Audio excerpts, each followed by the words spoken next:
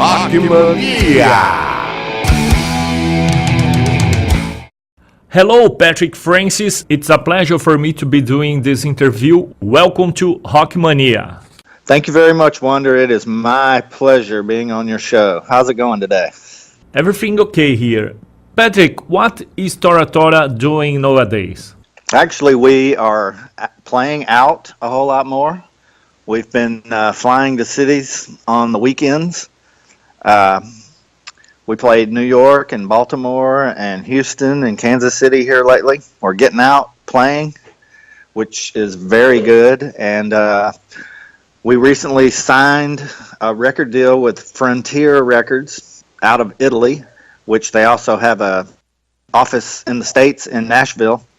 And we are writing a new record right now. And we're going to record it this fall, probably in August or September, and it'll probably come out at the end of this year or the beginning of next year. So we are very excited about that. Your first album from '89 is Surprise Attack. Talk to us about this work. Surprise Attack was a great record. I mean, we were kids when we wrote that. We were 19, 20 years old. When Tora Tora first started, we started like most other bands being a cover band, but that only lasted about 3 months, and we realized that we could write really good songs together. So we put away the cover tunes and started writing our own material. And having a singer like Anthony was a big bonus because he is such a good singer. And we won a Battle of the Bands here in Memphis. It was 60 bands. You had to play 45 minutes of original music.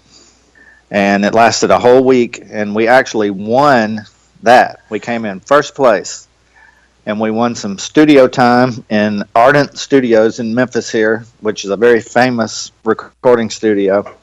And we also won some prize money, and we took that prize money and gave it to Ardent and said we want more studio time. And we recorded our first independent EP, or 5-song record, and it was called To Rock to Roll. And a couple of those songs ended up on Surprise Attack, but we had to write all new stuff for Surprise Attack. And it was a very raw and energy-filled album, just being as young as we were. You know, by the time Wild America came out, we were a little older and better songwriters.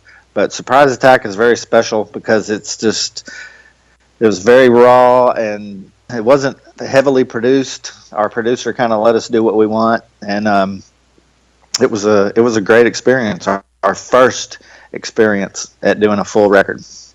What is the origin of the name Tora Tora? Well, there are a lot of reasons that we've heard, but actually a friend of ours came up. She brought us a list of names for bands, and that was on there, Tora Tora. And you know, a lot of people think it came from the Van Halen record, which it really didn't. And a lot of people think it might have came from the movie Tora Tora Tora, but it really didn't. Just Tora Tora by itself. You ever seen the movie Animal House? Yes, a great comedy. Yeah. Okay, you know when they're in the toga uniforms and they're yelling toga, toga, when they're having a toga party? That's how we got the name right there.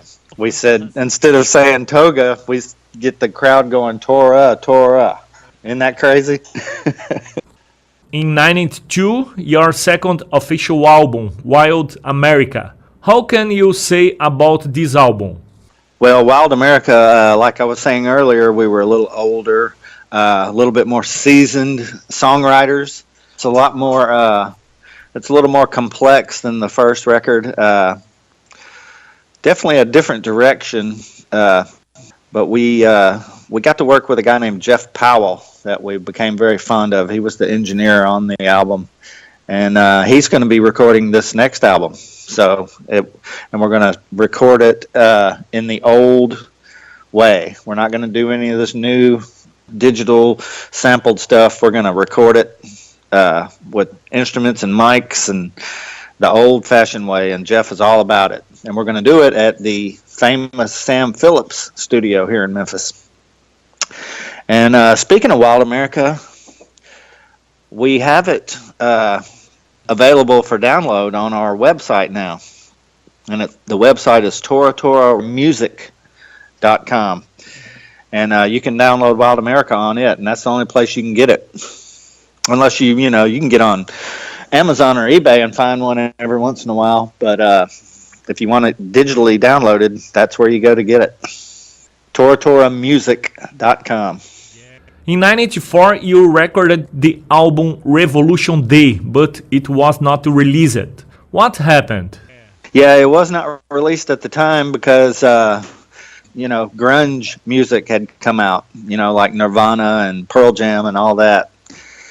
So our style of music kind of went away for a little while. And our record company, they told us they would keep us if we wrote music similar to the grunge style, and we couldn't do it.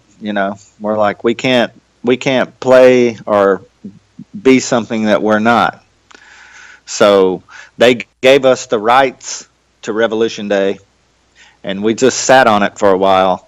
But now 80s music is back and just as popular as ever. So we decided to re-release it just a few years ago. And it's had very good response from the fans. And there's still Tora Tora fans out there that have bought the record. We play 3 or 4 songs off of Revolution Day on our live shows. And it was a totally different direction from the other two. And that's something that we've tried to do is make each record sound different from one another, and each song on each record sound different from one another. And that's really hard to do, but that's something that we really try really hard to do. From 1994 to 2008, the band was in a hiatus. During those times, something about 14 years, what did you do? Yeah, that's exactly right. Well, Tora Tora, the 4 members, we disbanded, but Anthony, my singer, and myself, we kept playing. We kept playing around Memphis, and we played with a bunch of great Memphis musicians, and we had a band called Homemade Flavor that we played until about 2002. And when we recorded some stuff, and it was really good, and we played around town a lot. We played Beale Street a lot, which is a very famous street here in Memphis with a lot of nightclubs. And we did a little bit of traveling, but we mostly just stayed here and played. So me and Anthony did continue to play during that time.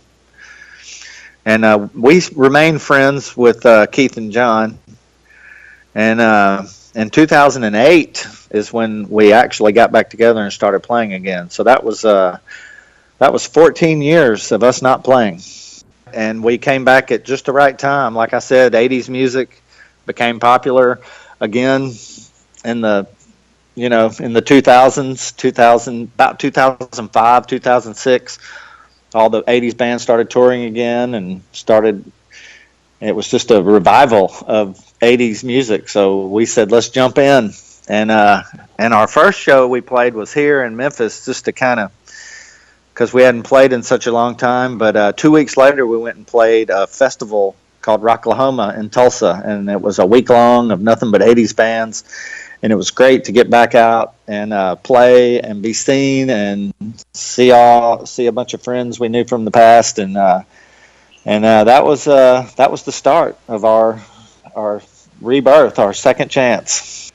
In your opinion, what was the most important moment in your career?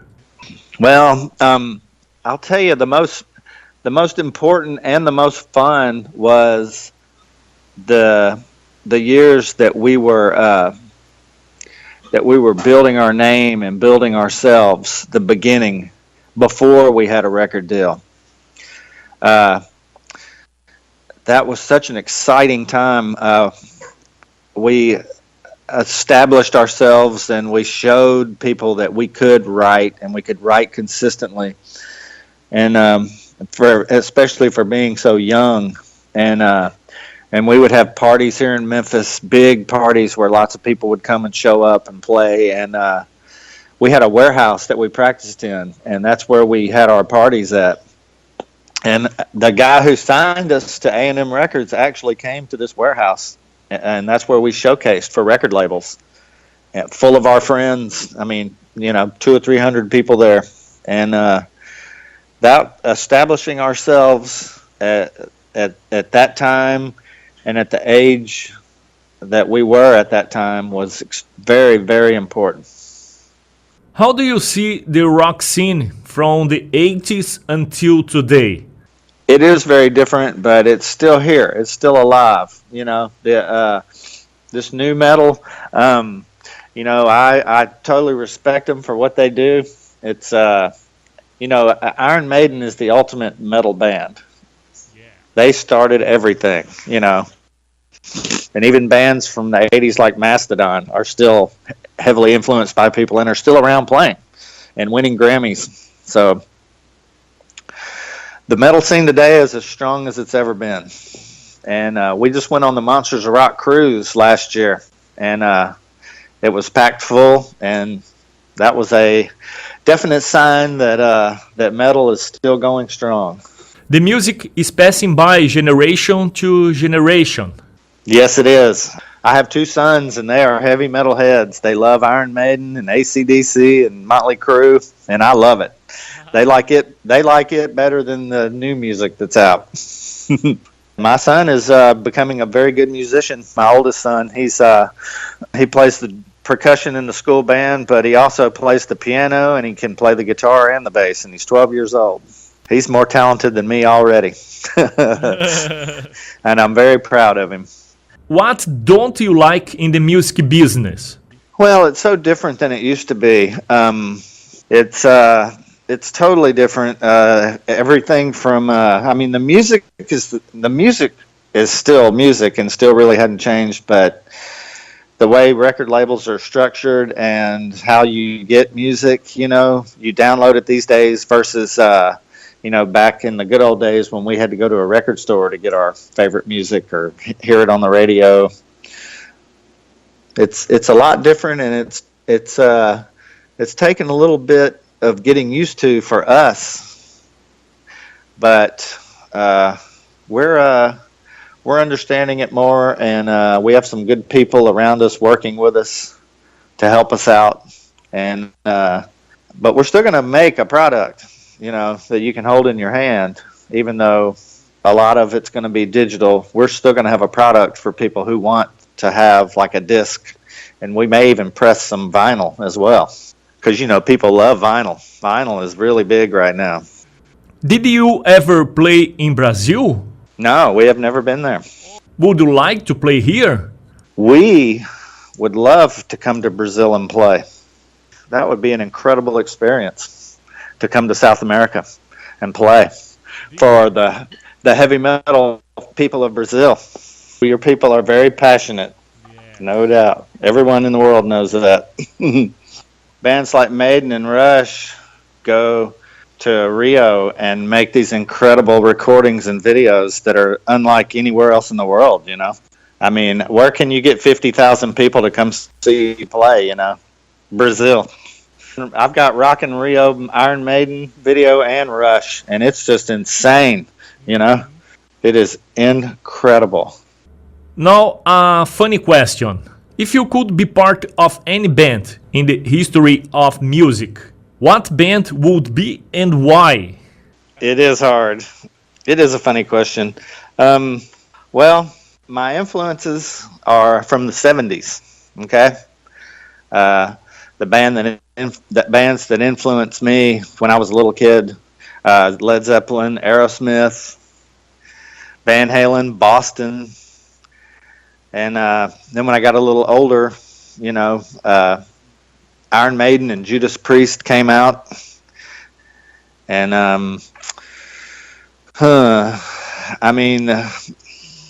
my favorite band of all time is Iron Maiden. So. But no one can replace Steve Harris. So how about that?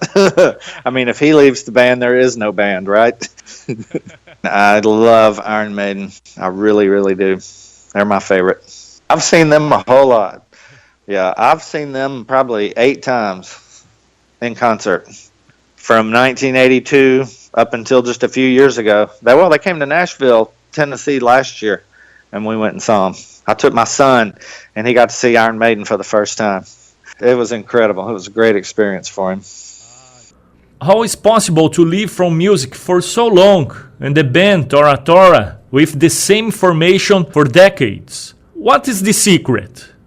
That's a very good question. The most important factor of being in a band for a long time is your band mates that you play with. You have to make sure that who you are playing with has a very good chemistry. I mean, chemistry is everything. It's hard to get a group of people together to really make magic.